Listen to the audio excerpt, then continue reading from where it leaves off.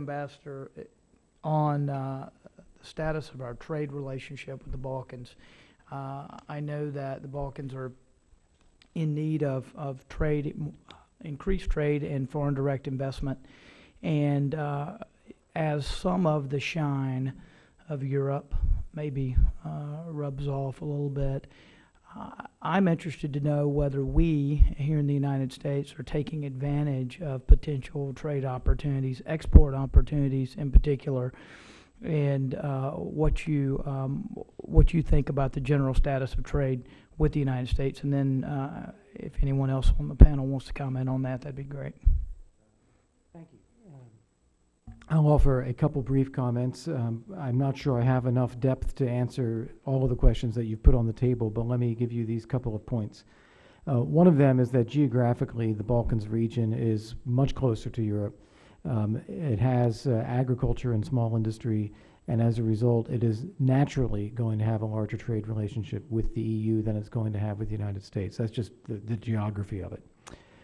Secondly, when we talk about progress toward the EU and integration, one of the elements of that people talk about is business climate. Do the countries of the region create a good, healthy business climate, a fair marketplace, the ability of businesses to run themselves, to get clear title, to hire and fire and not be tied up in regulations, to have a clear tax policy? They need to do more themselves on the business climate.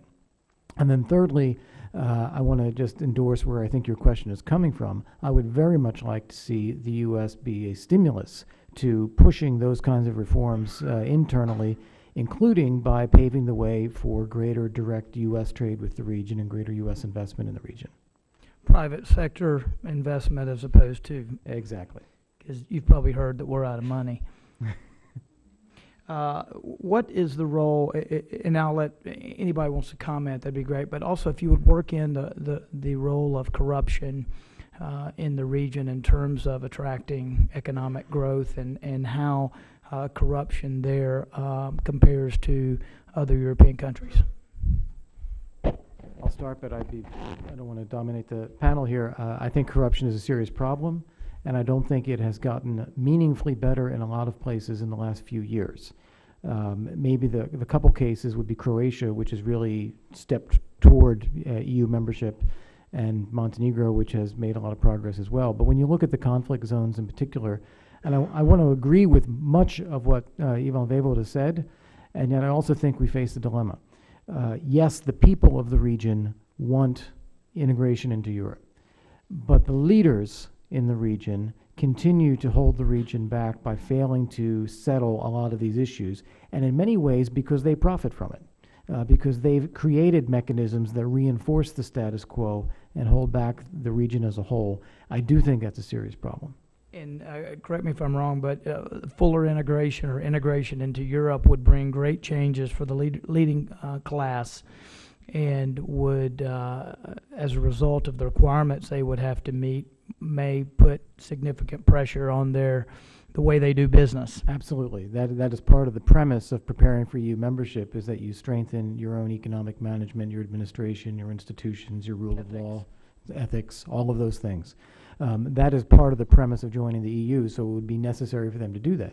But that is a short-term downside for those people who profit in other ways today, but there's also a long-term benefit that they are bringing their countries forward, and they will be leaders in those countries. Congressman, I'd like to add a few words, if I may, and thank you for bringing up that issue, because it is of extreme relevance, first of all, to the livelihood of people in these countries, and then for EU accession, because it is a key condition to move forward. Again, here, the picture is gray in the best sense of the word.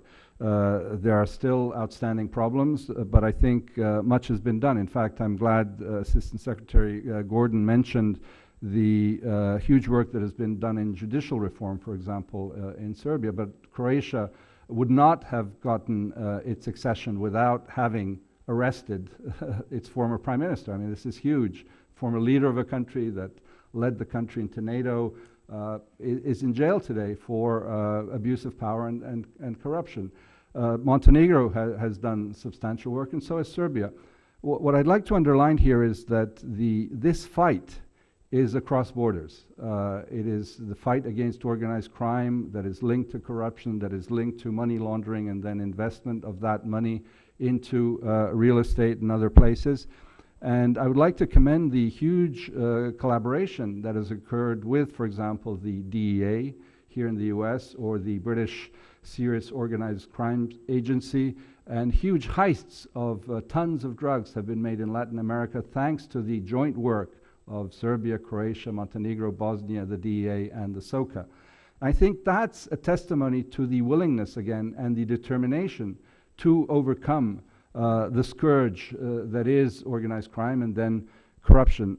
In all of these countries, and I come from Serbia, and I know more, there are judges from the High Court who are in jail. There are a number of various mafias, as they call the highway mafia, those who were taking toll road money and siphoning it off through very clever computer programs.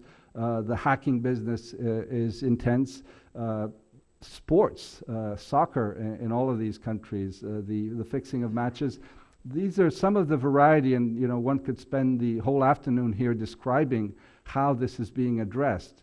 More needs to be done, there's no doubt, and there is huge public grievance about the fact that somehow this is not moving as fast as it can. But that's again where we come to the EU framework, which is one which enables this movement forward.